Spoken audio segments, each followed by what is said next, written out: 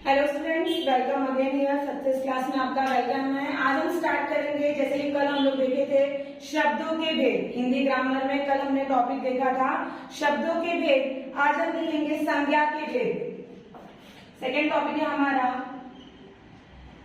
संज्ञा के भेद। संज्ञा के कितने प्रकार होते हैं? संज्ञा कितने प्रकार की होती है?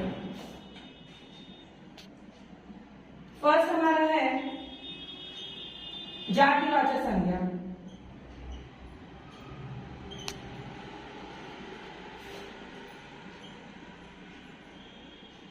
सेकेंड व्यक्तिवाचक संज्ञा।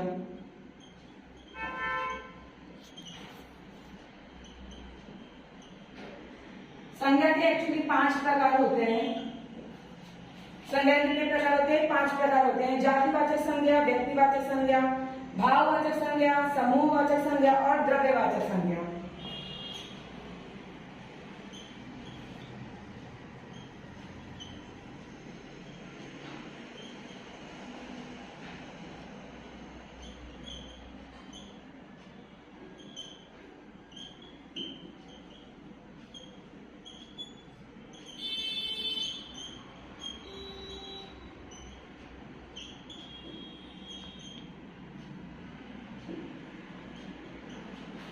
ये संज्ञा के 5 प्रकार हैं। जातिवाचक संज्ञा, व्यक्तिवाचक संज्ञा, भाववाचक संज्ञा, द्रव्यवाचक संज्ञा और समूहवाचक संज्ञा। संज्ञा के 5 भेद होते हैं, संज्ञा के 5 प्रकार होते हैं, ये हैं। अब देखिए, व्यक्ति पहला क्या हमारा जातिवाचक संज्ञा। जातिवाचक संज्ञा जिन संज्ञा शब्दों में एक ही प्रकार के प्राणियों, वस्तुओं और स्थानों आदि का पता चलता है, उन्हें जातिवाचक कहते हैं।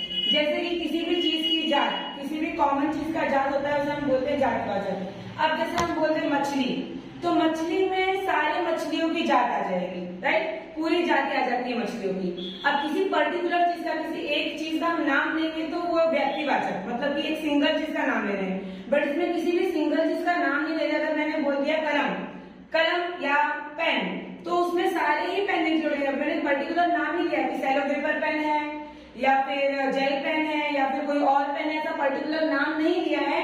सिर्फ बोला पेन, या फिर बोल दे आदमी, तो उसमें सारे आदमी इंक्लूड हो जाएंगे।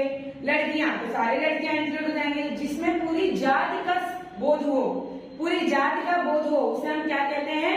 जातिवाचक संज्ञा कहते हैं। और बहुत सारे एग्जाम्पल है इसके जातिवाचक संज्ञा के, जैसे गधा, चींटी, लड़की, आदमी, घोड़ा, बाजार, नगर, गली, देश। किसी भी चीज का अपना नाम। देश बोल दो तो उसमें किसी पर्टिकुलर भारत देश ऐसा तो नहीं बोला है, सिर्फ देश बोला है, तो किसी भी देश को हम ले सकते हैं। तो पूरे देश की पूरे जाति उसमें इंक्लूड हो जाती है। इसमें जातिवाचक संज्ञा में पूरी जात का बोध होता है। दूसरा हमारा है व्यक्तिवाचक संज्ञा। जिन संज्ञा शब्दों से किसी विशेष व्यक्ति, विशेष प्राणी का पता चलता है, उन्हें व्यक्तिवाचक संज्ञा कहते हैं। विशेष मतलब पर्टिकुलर किसी एक इंसान का नाम, पर्टिकुलर किसी एक सामान का नाम, पर्टिकुलर किसी एक जगह का नाम, पर्टिकुलर किसी एक जानवर का नाम, पर्टिकुलर किसी एक बुक का नाम। जैसे मैं बोल दूंगी कि ये भूगोल की किताब है, तो भूगोल की किताब मैं बता रही हूँ कि भूगोल की किताब है, तो नाम उसका पता है कि भूगोल की है, तो वो व्यक्तिवाचक संज्ञा। यह राम है, यह लड़का है, यह राम है, तो पर्टिकुलर उसका नाम बताया जा रहा है कि ये कौन है? राम है। या फिर बोला जाए छत्रपति शिवाजी महाराज, महाराणा प्रताप, या ऐसे कोई भी जो नाम पर्टिकुलर होते हैं उन्हें हम क्या कहते हैं? व्यक्तिवाचक संज्ञा। अब किताब खाली बोलते हैं तो कोई भी किताब है उसमें आ जाएगी। अब मैं बोलूँ ये रामायण की किताब है, ये महाभारत की किताब है, ये मराठी की किताब है, तो एक पर्टिकुलर उसको नाम दिया जा रहा है, उसे हम क्या कहेंगे? व्यक्तिवाचक संज्ञा कहेंगे। बोलना नहीं। अगर ना समझना तो आप वापस इसको रिपीट देख के समझिए, और ना समझना तो आप कमेंट में पूछ भी सकते हैं कि आपको क्या डाउट है।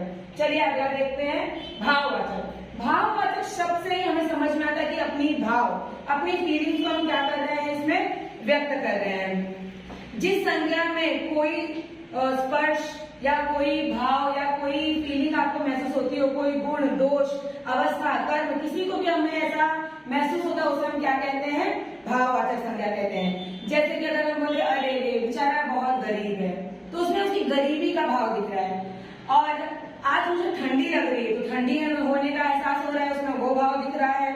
या फिर उस बालक के प्रति मेरे हृदय में ममता उमड़ गई, उस बालक के प्रति मेरे हृदय में ममता उमड़ गई, मतलब प्रेम आ गया बच्चे के लिए, तो प्रेम का भाव आ रहा है।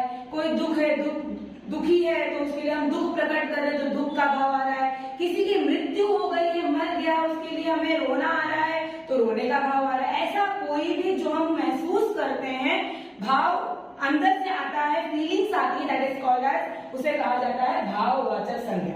क्या कहते हैं? भाववाचक संज्ञा। अब हमारा है द्रव्यवाचक संज्ञा।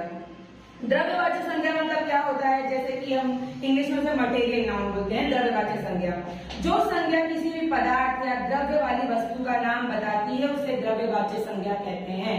जो संज्ञा किसी भी पदार्थ या द्रव्य, द्रव्य मतलब दूध, दही, पानी, जो चीज लिक्विड फॉर्म में होती है, पानी जैसी होती है, या फिर उस भाव में होती है, उस चीज का बोध होता है, उसे हम क्या कहते हैं? द्रव्यवाचक संज्ञा कहते हैं। इसका जैसे कि है सोना, पेट्रोल, डीजल, कोयला, लकड़ी, कुछ भी, मिट्टी का तेल, ये सारे क्या है? हमारे द्रव्यवाचक संज्ञा है। ठीक है, तो हमारा ये होगा द्रव्यवाचक, जिसमें किसी भी पदार्थ या किसी भी द्रव्य का हमें बोध हो।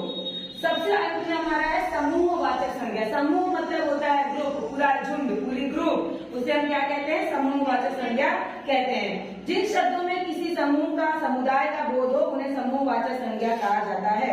जैसे कि जिसमें पूरे ग्रुप का, पूरे समुदाय का, पूरे सैनिकी बल का ऐसा बोध हो, जैसे कि अंगूर का गुच्छा। ठीक है, अंगूर के गुच्छे में क्या होता है? सब बहुत सारे गुच्छे अंगूर होते हैं।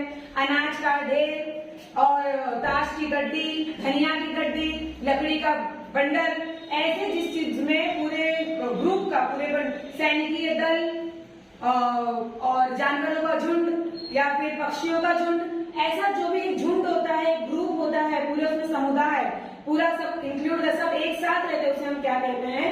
समूहवाचक संज्ञा कहते हैं। तो ये 5 संज्ञा आप लोग अच्छी तरह से देखिए, समझिए, और अगर कुछ भी आपको डाउट तो आप कमेंट में पूछ सकते हैं। Thank you so much.